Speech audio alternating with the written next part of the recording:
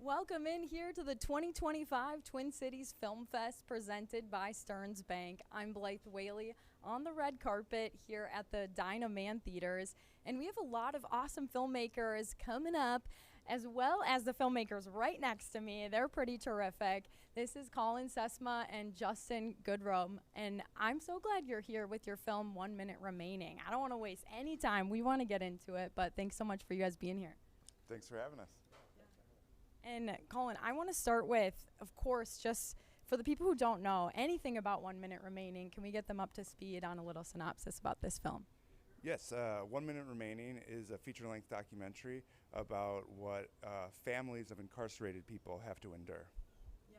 And obviously this is a challenging topic, I'm sure, going through this, but definitely a story that's needed to be shared.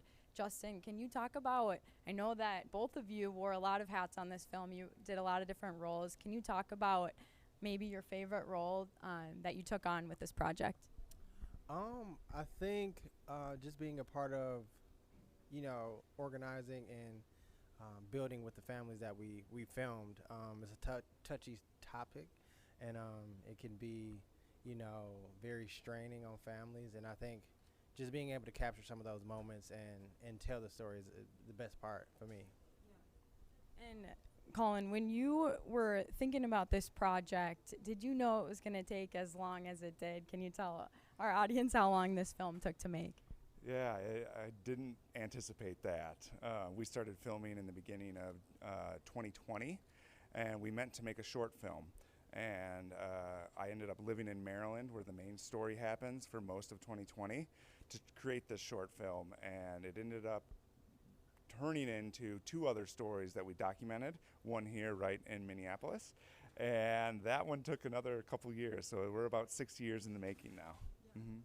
Which exciting at the same time. Documentary filmmaking, just so unpredictable, but that's what makes it fun. And Justin, when you were going through this story, how did you help weave together? Because this doesn't just look at one family, you're looking at a few families. So what does this look like to weave the storylines of multiple families together? I think I guess it wasn't that hard, but it's like the through line is like what all these families go through, and it's kind of similar when you have someone incarcerated. So I think just the different scenarios, but all the same emotions and care that they have for their person. It was kind of easy to tie together, and he did a great job doing it. So, yeah. And Colin, when you were going through this film and even in the process of editing it, was it hard to find what to take out and what wasn't, maybe those gold moments that you wanted to showcase?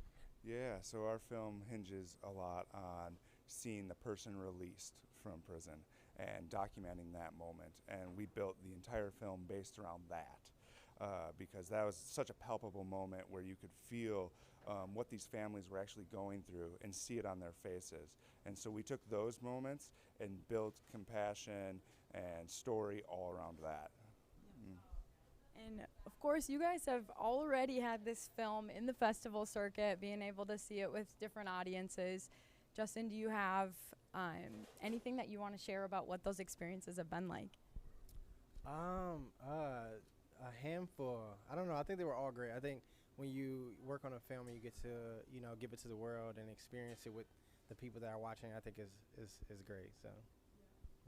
And with documentary filmmaking, I feel like it would be a little challenging sometimes about some of these individuals that you've had a chance to really be in some of those heavy emotional moments with them and maybe not be documenting them anymore after you end a film.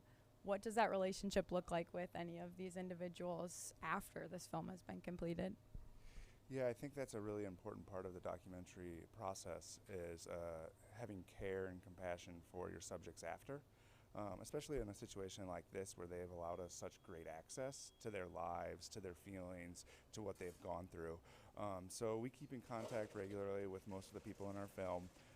Justin produced a lot of the Illinois story, so he's in contact with them. I'm in contact with our DeMonica, she's right over here actually, and Julie Majors, who is our Maryland story. So we try to keep in contact with them as much as possible, and try to show the film in their communities as much as we can. Yeah. 'Cause, And I think the last thing that I want to ask you guys is what you're hoping everyone's going to take away from seeing it today here in Minnesota. Justin, can you help me with this? I think just realizing the stigma that the world often has on incarcerated people, and just start the conversation of what that looks like for families and for communities of people coming home. I really appreciate you guys bringing this film to the Twin Cities Film Fest, helping open our eyes on maybe a topic that we don't know as much about. So I appreciate it. On behalf of Colin and Justin, thanks for joining me on the red carpet. We'll be back for more interviews coming up next here at the Dynaman Theater.